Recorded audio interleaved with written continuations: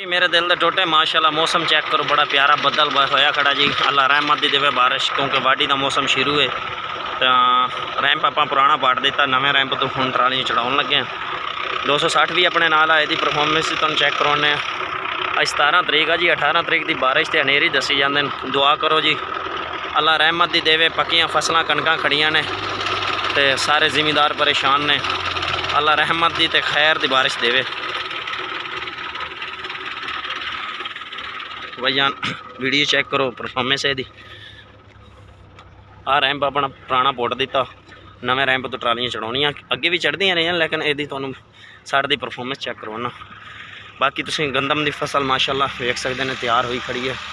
अल्लाह पाक जिमीदारां दे नसीब अच्छे करे, जिन्हां भाइयों ने इन्ने खर्चे किए आ, अल्लाह ताला उन्हां दे करम करे, रहमत करे, उन्हां दे नसीब करे। इन्नी गंदम माशाल्लाह बड़ी प्यारी गंदम हुई खड़ी। तो दोस्तों खैर नाल बारिश आवे, रहमत दी बारिश आवे। जिमीदारां दी लोकां दियां सोने जायदादां सारियां चदोरी लाकां दे विच पईयां ने, ओह की सदे ने सेफ अलमारियां च। ते साडा जिहड़ा गंदम या जिमीदार दी जो भी फसल है वो सोना है या जो भी जायदाद है वो पई है आसमानां दे तले।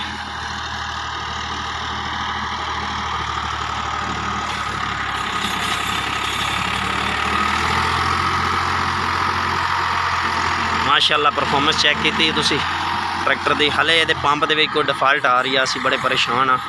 ये पंप जोड़ा है ना वाल फसदा वा।